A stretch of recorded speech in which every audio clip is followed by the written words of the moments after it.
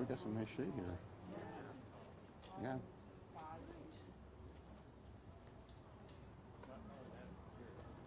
You see anybody from the council down here? You see the council? You invited all of them, so make sure I didn't miss anybody. No, they won't.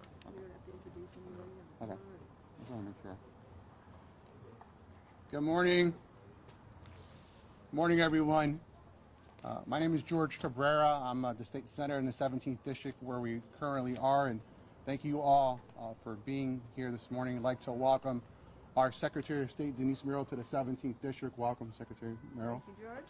And thank you, Mayor Lang, for being here as well. Thank you. And all of you for coming out today in what is a very important issue to many of us in the state of Connecticut, and we're learning more and more across the country. We're here today because voting is fundamental to living in a free society. And we know that the history of voting rights is one that is seared with blood, sweat, and tears. We know that many people have marched, many people have been jailed, have had water hoses turned on them, dogs have attacked them. They have paid incredible prices for our freedom, including losing their lives. And recently, we've seen in Georgia where a governor has signed a bill restricting voting rights underneath the painting of a plantation. We're gathered here today in Connecticut because we're moving forward. We are moving beyond Jim Crow.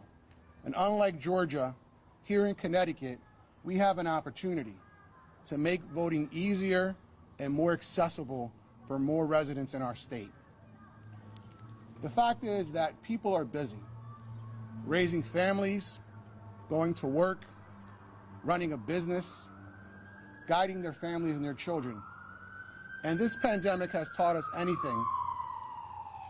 It's that when we make voting easier for people, people vote. It was the first time that we had no excuse absentee ballot voting through the leadership of Secretary Merrill and the governor. And people voted in record numbers in the state of Connecticut. It's amazing when you make voting easier, people vote.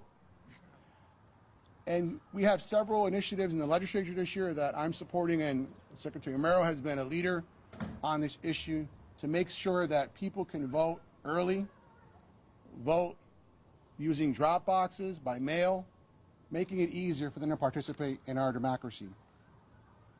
So I'm here today to support these pieces of legislation along with Secretary Merrill and all of you, because we believe that the more people vote, the more vibrant our democracy is, and the more reflective our government will be of what the will of the people is.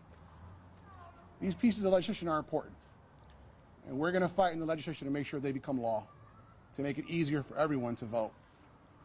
So with that, let me introduce to you our Secretary of State, a person who I've gotten to know in the last couple of years, who's been at the forefront of this fight, to making it easier for all of us to vote and participate in our democracy.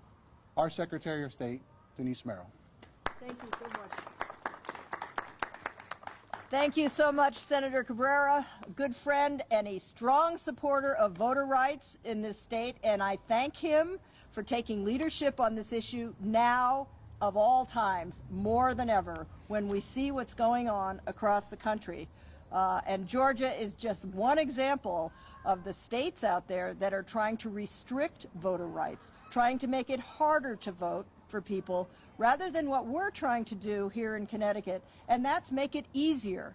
Our voters deserve the same opportunities to vote that 45 other states have in this country, and that is other days of early voting and access to absentee ballots. So I think we're here today not just because this is going around the country, but also because 2020 election, in the most difficult time that I can remember in this state, we had the most successful election. Why is that? We had the highest voter turnout, the largest voter registration, and the smoothest election that we've had in my time in office, and that's a decade now. So working with local officials, and they deserve a lot of credit for this, in every town, We had a successful election because we were able to allow people to get absentee ballots so they would never have to choose between their health and their votes. Let's not forget that that was the overarching concern in 2020. I still remember when the governor and I got together in April of 2020 and said, my goodness, what are we going to do about holding this election when we're telling people they have to stay home in their houses, don't go to big crowds. We were seeing around the country where other states people would stand in line and many of them contracted the virus. So that's why we did what we did, which was to allow, just for the one election in 2020, to allow people to get an absentee ballot if they were fearful of contracting an illness. The legislature confirmed that, and we had, as a result, a great election in 2020. Now, what we know is voters loved it. They want that opportunity all the time.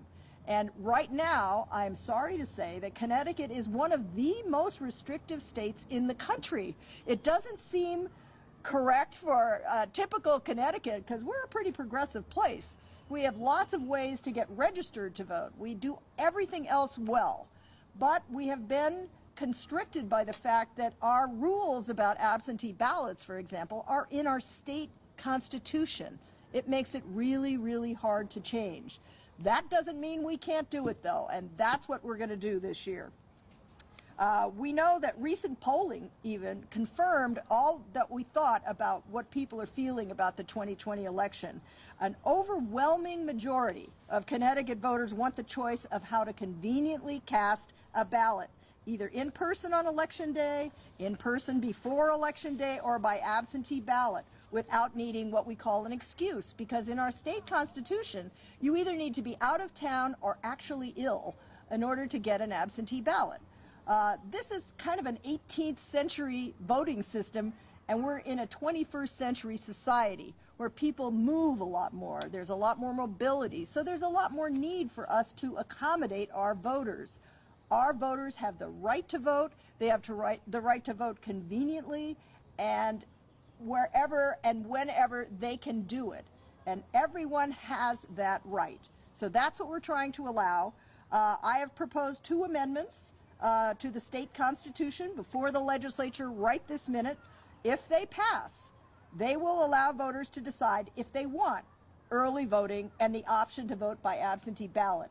I guarantee you, those ballots, if they get on the ballot, they will pass because we know people want these opportunities. They now understand what it means, and they showed it by showing up at the ballot box. We want them back. We want them to continue showing up, and we're going to try to make that happen today. So I'm here with George, and there's the rest of the Hampton delegation, I think, is solidly in support of these issues, but we need more. We need some Republican voters, legislators. We need everyone in the legislature to be voting for these measures that we know their voters want. So if you get a chance, all you voters out there, which is pretty much everybody, come out and tell your legislators that you want those opportunities back again for future elections.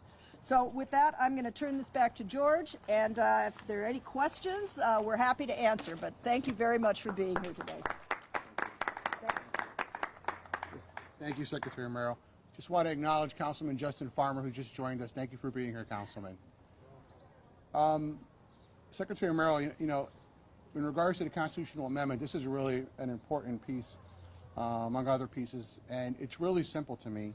All we're doing is asking the legislator to give permission to the voters to decide for themselves, which is not a big ask. Good point. And I know I'm supportive of that constitutional amendment. We're going to be working hard to talk to our colleagues and make sure that that happens. But if we truly want to live in a democracy that reflects the will of the people, we need to give the people of the state of Connecticut the opportunity to decide for themselves with their vote whether or not they want this to happen. Are there any questions? Mr. Farmer. It's not so much a question on this, but in general, my question is usually going to the franchisee incarcerated folks. So I know that prison gerrymandering is rolling out the GAE committee. So I wanted to know if any of y'all could weigh voters the choice to be represented where they feel that that's the law, that y'all have any personal feelings on that, to make sure that we're franchising every voter's vote in the great state of Connecticut. Thank you for the question, Justin. Yeah, you know, it is just got a vote out of G, as you noted, and you know, I know there's been some movement in the legislature to make sure that once a person pays their debt to society, that they're fully restored. And I'm a big believer in making sure that we start to integrate people back in society. Amongst those things is voting rights. I mentioned at the top of my comments, the fight for the right to vote, the right to the ballot, as you know, and others, is soaked with the blood, sweat, and tears of so many that came before us. And we need to make sure that we fight to make sure that everyone's voting rights are protected. And once they pay their debt to society, that they're restored to be full citizens and full members of our community. Absolutely. Ms. Caldwell, how are you? How are you? I have a question about the mobile voting options. I know that was on the table, the mobile voting. That was on the table with funding. Is that still going to be off the table for the pilots to happen? The mobile fund. Yeah. The pilot program for the mobile voting possibility? Mobile voting. Yeah, there was a pilot that was planned, I think, originally, in the original bill, and I think it was taken out. When you say mobile voting, what do you, I'm not sure. I think that there was an option to do some funding, to have some various towns around the state of Connecticut to do a pilot program. So, I mean, if just want to find out what the status is of that. That's going to be considered in the future. Except for those that are in the military and those that are disabled that can't get out. The electronic ones. Yeah, I don't know when we're going to get to that, but it's been a problem because we're concerned about security of the vote. So I've been pretty resistant to have any form of voting by phone or by electronic means. I think we can manage to do something perhaps at some point for overseas voters, but we've already done a lot to make that possible. You know, we're already transmitting ballots electronically. I'm just a little nervous about people sending in ballots electronically. So we'll see. We'll try to do a pilot maybe in the next couple of years. But I think my priority is definitely to get everybody voting first, and that's where I'm focused this year. Absolutely. Yeah. Sure. Yeah, thank you. We'll be available afterwards if you guys have any questions. I know you'd be willing to hang on for a little while, but thank you very much for being here, and we hope you enjoyed this beautiful day. Yeah. Thanks.